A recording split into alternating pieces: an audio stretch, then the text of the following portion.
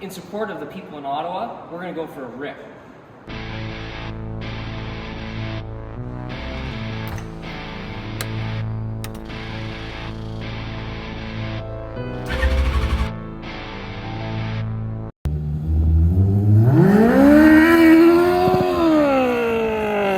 So as you can tell, this engine's not running that hot after we jetted it. It's got a choppy idle and it sputters on its way to rev it up. If you just give it wide open, it just sputters. It'll work its way through it, but it's not smooth. So we bought this Motion Pro Sync Pro.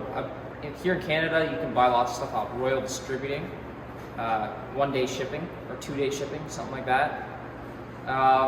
So this is good for 2, 3, or 4 cylinder bike engines with carburetor. And we're going to show you how to set this up, sync all these together, and then use this tool to sync the bike motor. Step 1 is to place it in an upright position. They give us this handy little hook for your bike. You can hang it on your handlebars. We're just going to hang it right here on our tailgate. Nice and easy in the open. You can still get to the carbs on the right hand side. So now we need to perform the calibration procedure, which we need the calibration manifold. This is your calibration manifold. We need to plug one of these and hook all 4 hoses with the restrictors up to this manifold, as well as one of the long hoses to each of these ports, and then we will connect this short hose, which they provide in the kit, to cylinder 1, fire it up, calibrate these so they're all as close as we can get them in a straight line across the board, and about 1/3 of the way up the gauge. So I took all these green little caps off these 4 glass beaker tube looking things, and I put one here on this manifold just to block off the 6th hole. And these are our 4 equal length hoses. We put the restrictors in here, just poke them in, the tapered end goes in, and then you push it in with the barb from the manifold. Those will stay in the hoses, and that's the side that needs to go on your carburetor when you put it on to sync the machine. But for starters, we need to sync this gauge. So we're going to put all 4 of these hoses onto the top of the gauge, and the end of this on number 1's vacuum port, and we're going to adjust these. Very scientific.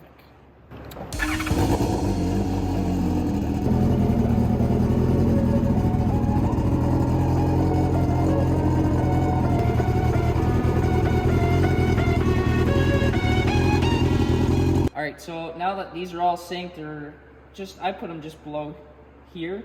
We're going to take all these 4 off, and we're going to attach them to the carbs in order of the first hose, 1, 2, 3, 4, and your first cylinder is the one all the way on the left of your bike. So the engine's warm, we've got the carb sync tool hooked up. We're going to fire it up and see how out of sync our carbs are after we rebuilt them. And then we're going to sync number 1 and 2 together, number 3 and 4 together, and then I'm going to bring the 2 pairs together. Check your service manual to see how your procedure is done. That's how the FZ1 1000 is done.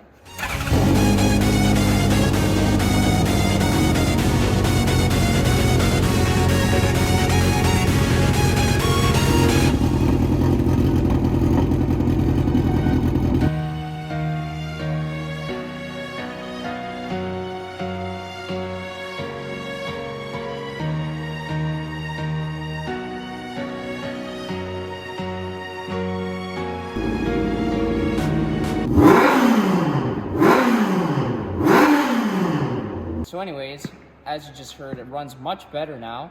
The carbs were not horribly out of sync. They were a little bit, so we adjusted them. What we did find is instead of all the caps being the same, one was a hose that was bent in half and then 2 zip ties on it. And that hose had a crack in it almost all the way around. So cylinder 4 is the one it was on, would have had a pretty big vacuum leak, about an 1/8 inch hole imagine in your carb boot, an 1/8 inch hole, and that'll make it be completely out of sync. We got fuel now, we got the proper amount of air, we have new gearing, so let's take this thing for a rip.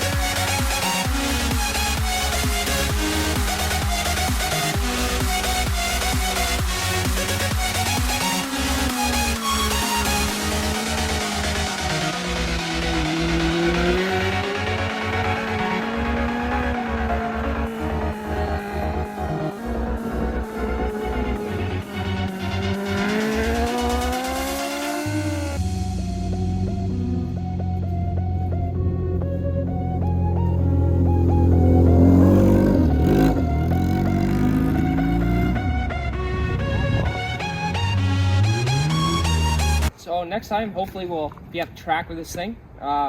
We set it a little too hard for the boys down in Ottawa. We ran out of fuel, just kind of like they're running out of fuel all the time.